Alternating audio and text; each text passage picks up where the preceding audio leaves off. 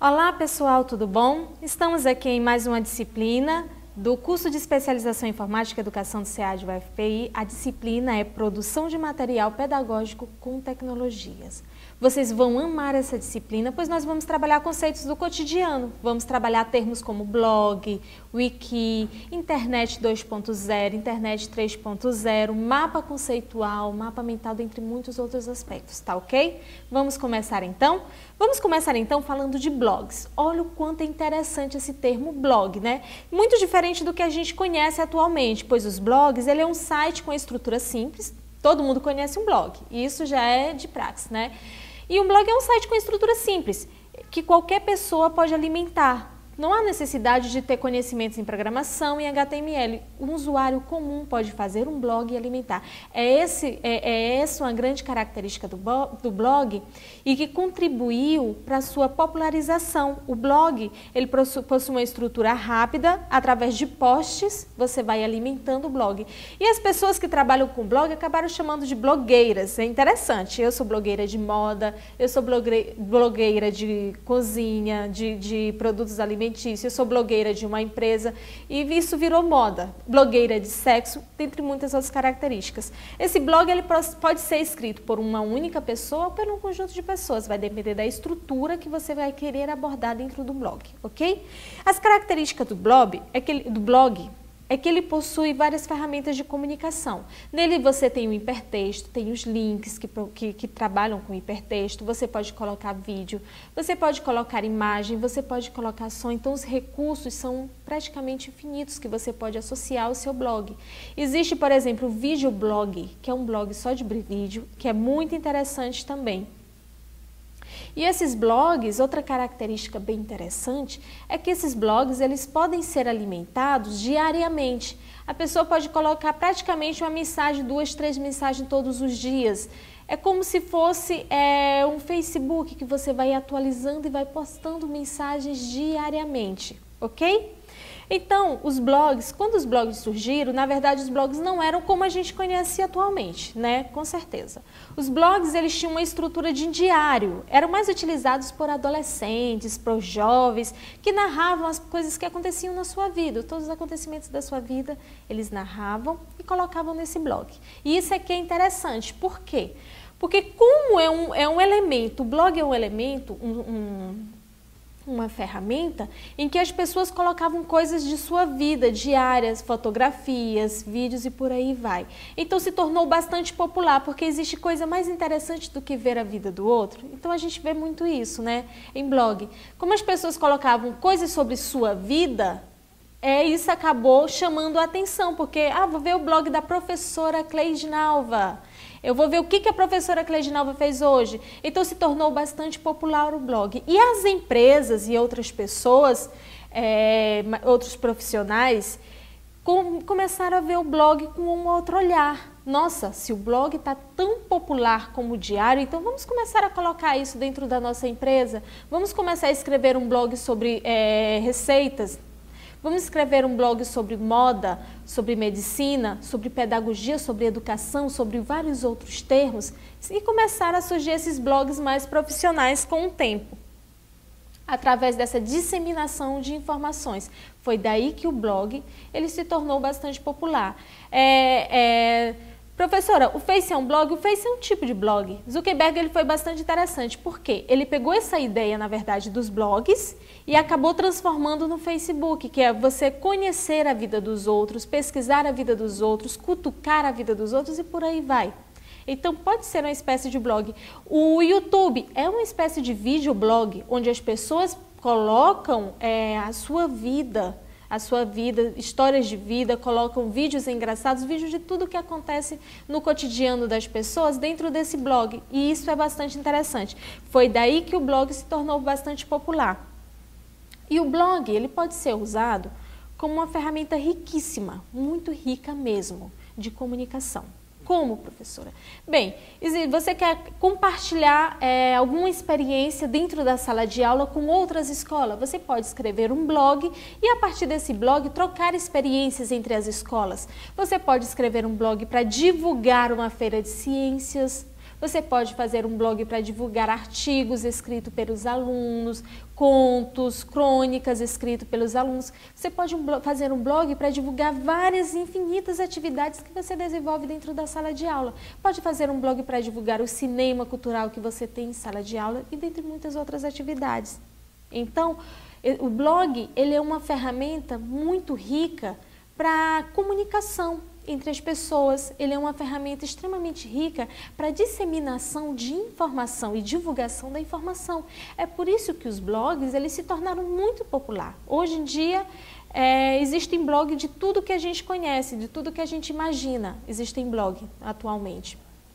Então, caros professores, caros alunos, caros amigos, o blog ele é uma ferramenta super, hiper rica para se trabalhar na educação. Isso é bem importante de pontuar. Muitos blogs fornecem comentários ou notícias sobre um assunto particular, pode ter links, pode ter mídias diversas. E o principal é o potencial pedagógico que permite importante troca de conhecimento nos blogs, né? Então, o blog ele pode proporcionar a vocês reflexões em torno de áreas específicas. Ele pode proporcionar apoio multidisciplinar, apresentação de um projeto acadêmico, seja lá o que você esteja desenvolvendo em sala de aula, interação e participação por parte de quem posta feedback e de quem acompanha esse feedback também pode ser trabalhado no blog. Bem, deu para entender o que é blog? Deu para entender um pouquinho da história do blog? Dei uma olhada no material. O material é um glossário bastante interessante. E a primeira parte do glossário, a primeira palavrinha que vem no glossário é blog. Então, deem uma olhada nesse material, leiam os textos, leiam as atividades complementares do material, que vocês vão adorar conhecer um pouquinho mais sobre o blog. Lá tem muitas outras informações que eu não falei aqui. Ok, pessoal? Vamos passando.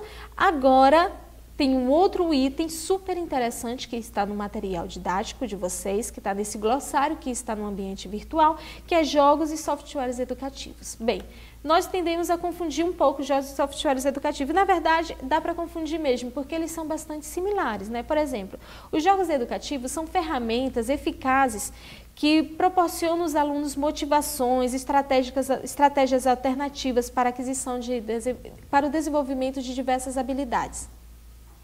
Bem, e esses jogos vocês podem encontrar em diversos sites. Hoje, só o que existe na internet é uma infinidade de jogos online. Agora, vocês precisam separar os jogos educativos dos jogos que é prejudicial ao desenvolvimento da criança. Nós temos vários jogos, uma infinidade de jogos na internet. Então, se você procura conhecer a metodologia, a aplicabilidade, como é desenvolvido esses jogos, você vai conseguir separar direitinho. Esses jogos educativos.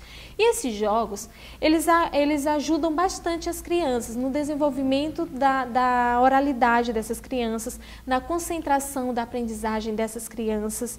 Ele tem um resultado bastante satisfatório quanto ao método de ensinar, porque se você utiliza como método de ensinar os jogos, a criança ela vai se envolver mais. Pode ser um jogo de matemática, um jogo de português, um jogo que envolve desafios lógicos para essa criança, dentre muitos outros. E se você associar isso ao ambiente de sala de aula, através de uma didática e uma prática bastante interativa, em que envolva realmente os alunos, isso pode ajudar até numa característica que poucos acreditam, que os jogos eles facilitam a sociabilidade da criança.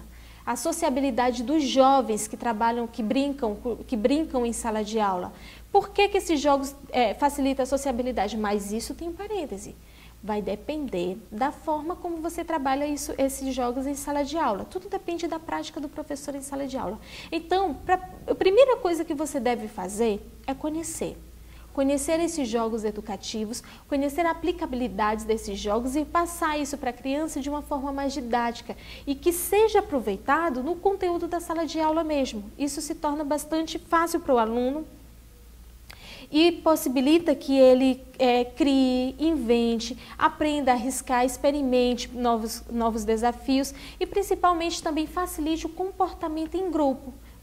Mas os jogos não é individual, mas se você trabalhar isso dentro de sala de aula de uma forma bastante lúdica, de uma forma interativa, envolvendo outros alunos no mesmo jogo, você vai ver que isso vai facilitar o comportamento em grupo do aluno, porque através dessa brincadeira, através deste jogar no computador, a criança ela vai interagindo, ela vai conversando com outro aluno, ela vai, olha, eu consegui ganhar, não sei o quê.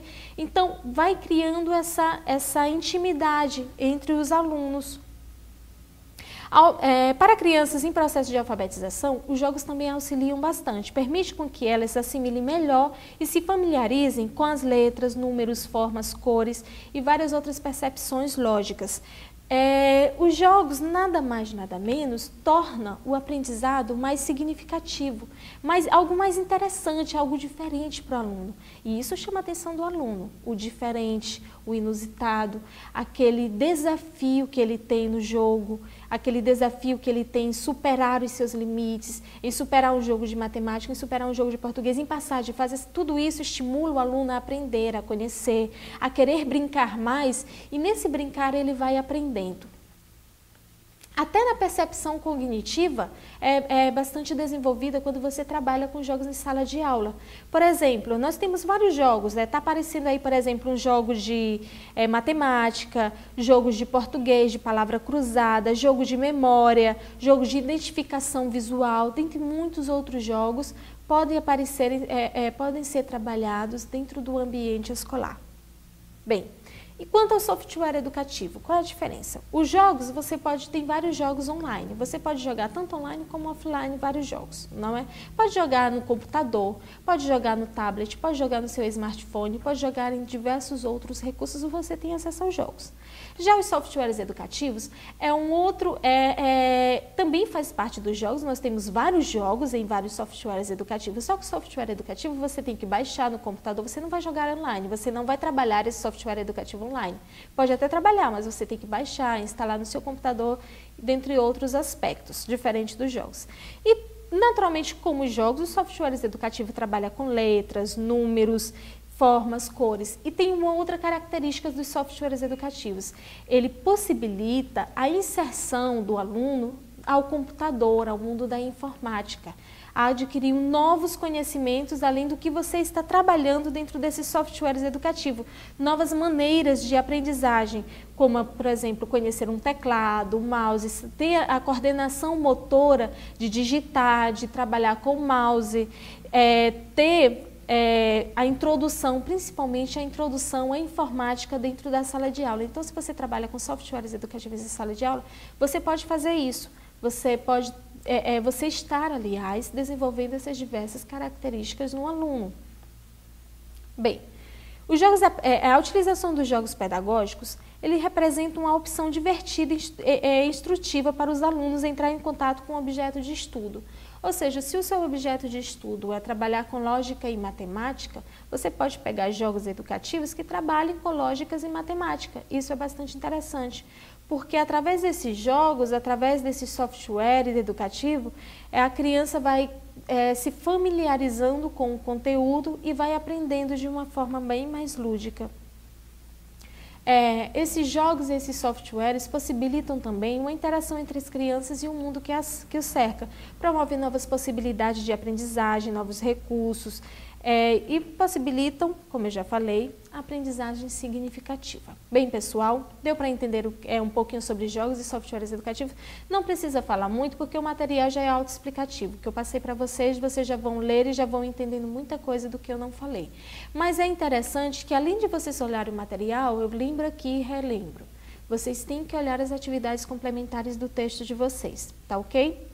Então, jogos educativos, nós falamos de jogos educativos e eles facilitam bastante a aprendizagem dos alunos se trabalhados de forma criativa. Se o professor tiver uma prática envolvendo jogos dentro da sua disciplina, isso pode ter várias contribuições para o estudante, não é, pessoal? Bem, vamos falar agora de outra coisa? Bora falar de um outro conteúdo que as pessoas confundem muito também esses dois, que se chama mapa conceitual e mapa mental. Mas, na verdade, o que é o mapa conceitual e o que é o mapa mental? E como a gente pode trabalhar isso em sala de aula, os mapas conceituais e os mapas mentais? É pouco utilizado, poucas pessoas utilizam o mapa conceitual, por exemplo. E é uma ferramenta muito rica, é um material riquíssimo, tanto para o raciocínio lógico quanto para o desenvolvimento conceitual do aluno. Você trabalhar com mapa mental em sala de aula é uma ferramenta rica para o aluno desenvolver o processo de aprendizagem de determinado conteúdo. Bem, então vamos lá, começando com o mapa conceitual. Mapas conceituais são estruturas esquemáticas que representam um conjunto de ideias e conceitos dispostos em uma espécie de redes de proposições. É isso que é um mapa conceitual, minha gente. São estruturas esquemáticas que representam um conjunto de ideias. É um esquema, na verdade, que representa esse conjunto de ideias. Eu tenho um conjunto de ideias de um mapa conceitual, através, pode ser de um livro, pode ser de um artigo, dentre outros elementos, e eu posso montar um mapa conceitual a partir dali. Ele tem uma característica do mapa conceitual, que ele tem uma ordenação e a sequencialização hierarquizada dos conteúdos. Então, ele tem essa ordem, essa sequência dos conteúdos e que estimula bastante a aprendizagem. Então, vocês estão vendo aí um exemplo de mapa conceitual. Nós temos aí o exemplo, por exemplo, oralidade. Oralidade, aí tem dois ramos que puxa da oralidade. Precisa de, é dificultada por. E aí tem as características dessas duas oralidades, né? A oralidade, ela precisa de calma, voz clara e por aí vai. Então, eu peguei o meu eixo central, que foi oralidade, e puxei dois esquemas, que foi precisa de e é dificultado por. E a partir daí, eu fui escrevendo os subeixos do meu mapa conceitual. Tá bom, pessoal? Uma característica do mapa conceitual, que as pessoas dizem, mas o mapa conceitual é igual ao mapa mental. Não. O mapa conceitual, o nome já diz, peguem uma coisa, conceito, peguem essa palavra, conceito. Mapa mental, peguem a palavra mente. Então, essa é a grande diferença entre os dois. Um trabalha com conceito e outro trabalha com feedback da mente. Então, o mapa conceitual, ele trabalha bastante com conceito. Por exemplo, eu vou fazer um mapa conceitual de um livro. O que eu vou fazer? Eu vou ter que ler todo o livro para poder fazer o meu mapa, para ter uma base e fazer o meu mapa conceitual. Então, eu vou ter que ler todo o livro, todos os capítulos, e a partir de então eu vou elaborar o meu eixo, ou meus subeixos, e vou fazendo o meu mapa conceitual, a partir da ideia daquele livro. E o mapa mental, essa é a diferença. O mapa mental não, o mapa mental vem de feedback de ideias. Vamos ver mais sobre o mapa mental? O mapa mental, na verdade, é um desenho com um assunto principal no centro, onde dele saem ramificações com informações relacionadas com um diagrama. Professora, mas é igual ao mapa conceitual, é o mesmo conceito. Não, pessoal. Uma característica que distingue o mapa mental do mapa conceitual é que no mapa mental ele é bem mais colorido. O mapa conceitual ele é um projeto mais sério. Bem mais sério, que você desenvolve a partir de um conteúdo já elaborado. Já o mapa mental, não. O mapa mental você pode colocar imagem, você coloca cores, você coloca desenhos, você coloca palavras. No mapa conceitual, por exemplo, você coloca palavras, coloca frases. Já o mapa mental, você tem essa infinidade de recursos que você pode inserir no seu mapa mental que facilite a memorização. Os dois facilitam a memorização.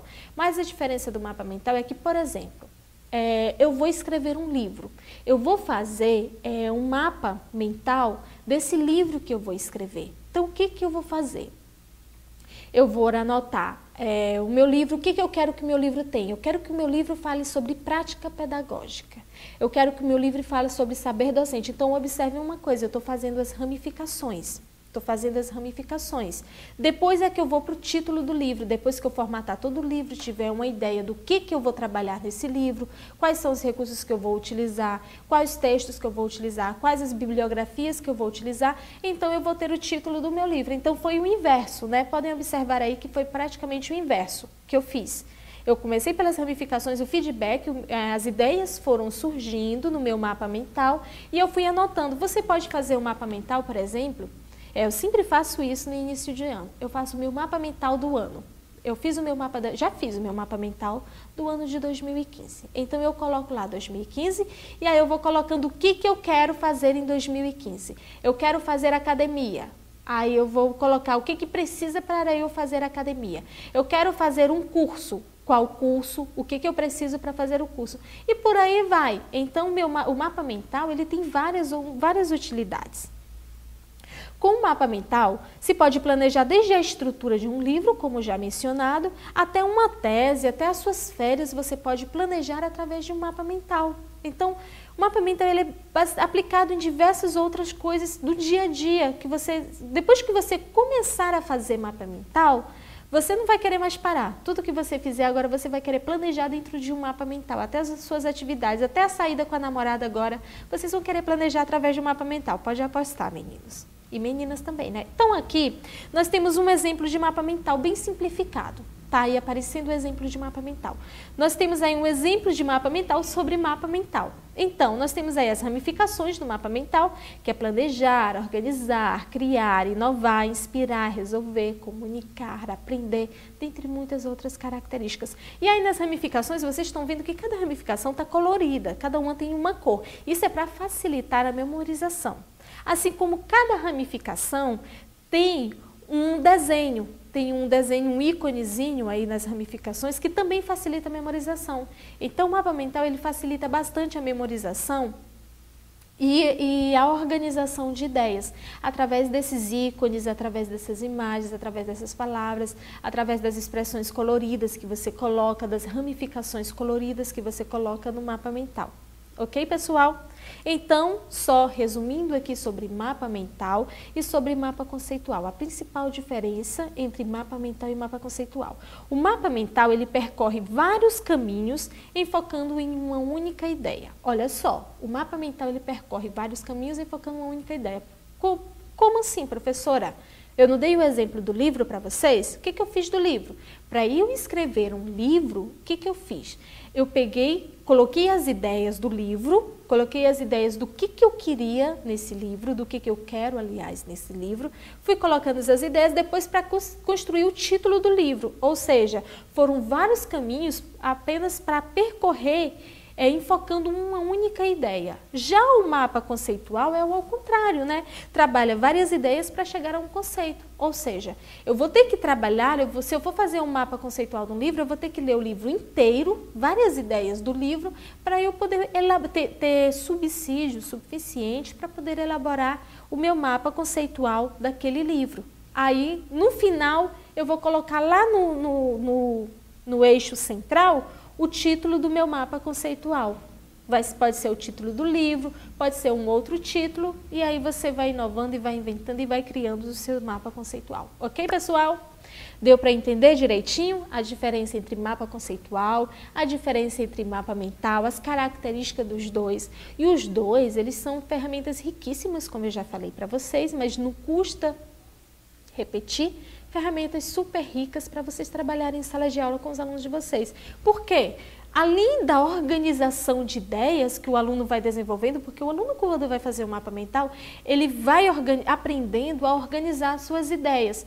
Uma grande dificuldade que as pessoas têm é de ler e escrever. Mas se a pessoa começar a ter a habilidade de desenvolver o mapa conceitual daquela leitura que ele está fazendo, daquele livro que ele está fazendo, ele vai perceber que ele vai melhorar a escrita dele, o desenvolvimento da escrita dele vai melhorar bastante. Então, pode ser usado também com esse intuito o mapa conceitual em sala de aula. Vocês podem, por exemplo, fazer uma gincana e elaborar o mapa mental dessa gincana na sala de aula. Podem organizar um fascículo de um livro e elaborar o mapa mental através do fascículo daquele livro. Podem fazer uma infinidade de atividades com o mapa mental e com o mapa conceitual. Ok, pessoal? Deu para entender bacana? Dúvidas? Já sabe como fazer, né? Chama o tutor, conversa com o tutor presencial, conversa com o tutor à distância, que eles estão instruídos para desenvolver, responder essas dúvidas de vocês. E qualquer coisa pode enviar e-mail direto para a gente, na coordenação, que eles passam para mim, e eu vou trabalhar isso com vocês, tá bom? Chega de mapa mental? Chega de mapa conceitual? Já entenderam tudo direitinho? Bora passar agora? Vamos para o nosso último item do nosso glossário, que ter aí no material de vocês. Esse último item é o Web 2.0. Ok. É o último item também da ementa da disciplina de vocês. Vocês podem dar uma conferida aí no plano de ensino. Aliás, não esqueçam de ler o plano de ensino, viu? Ele é bastante importante porque ele explica todo o conteúdo que vocês vão trabalhar em sala de aula. O plano de ensino, ele tem as etapas avaliativas, então é muito interessante que vocês deem uma olhada no plano de ensino, ok? Não vão esquecer não, né? Tudo bem, vamos passar agora para o Web 2.0.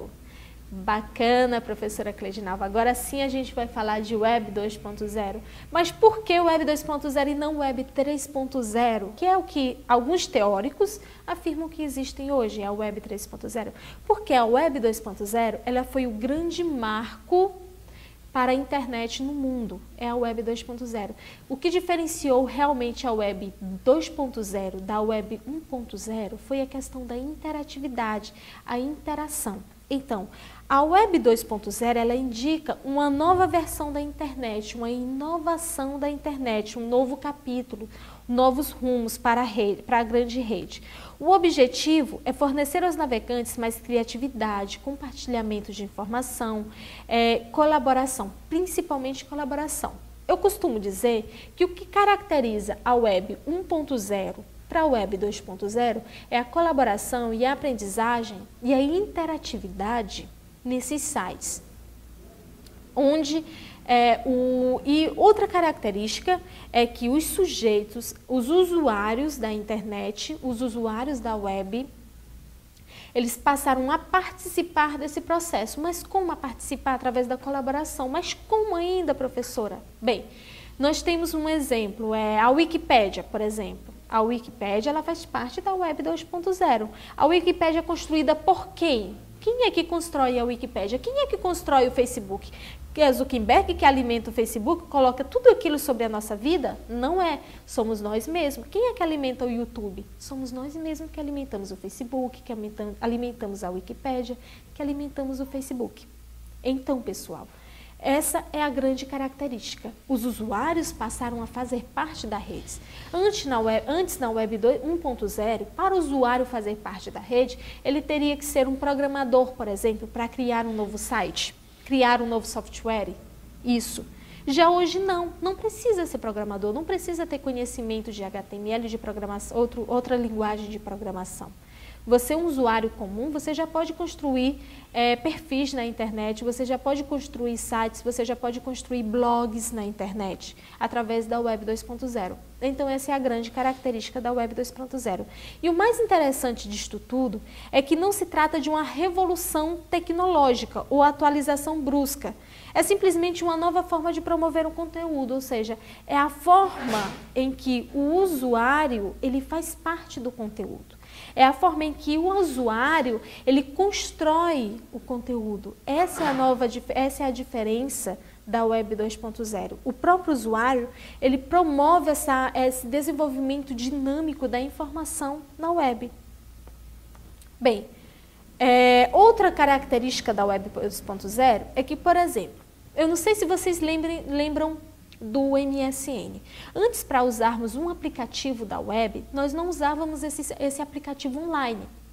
Nós tínhamos que baixar esse aplicativo no computador. A galera aí de informática sabe muito bem do que eu estou falando, né? Sei que no curso de especialização tem muitos alunos de informática. Vocês sabem que naquela época da Web 1.0, nós tínhamos que baixar o aplicativo em nosso computador para poder utilizar. Ou seja, o MSN, para utilizar o MSN, que é um chat, nós tínhamos que baixar o MSN no computador para poder utilizar. Hoje não. Hoje o MSN já está incluído no e-mail, por exemplo.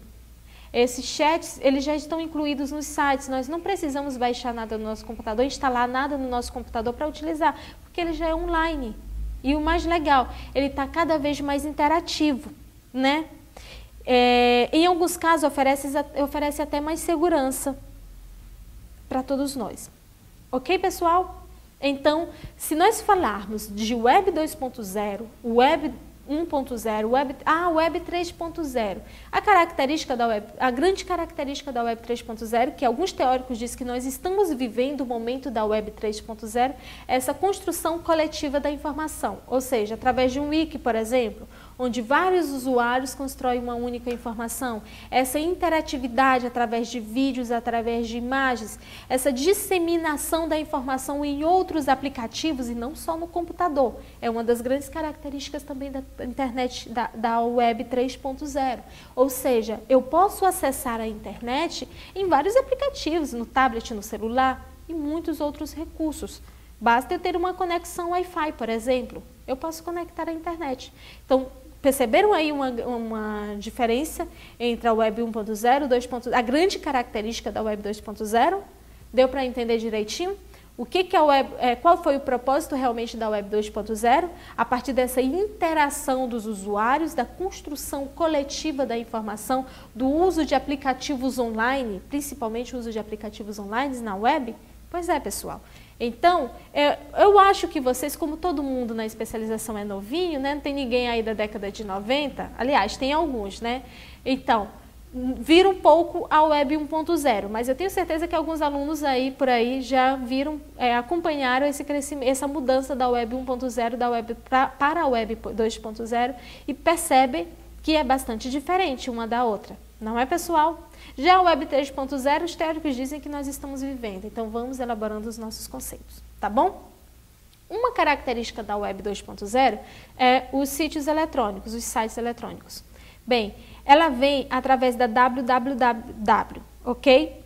Que é um sistema de documento em hipermídia que são interligados através de links. Essa é uma característica da Web 2.0.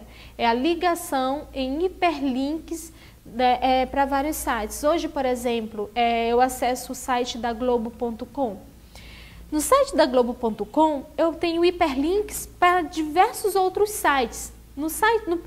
Na própria página do Facebook, eu tenho hiperlink para diversas outras páginas. Eu tenho banners lá explicativos, autoexplicativos, que me levam para diversas páginas de compras, de comércio, dentre outras características.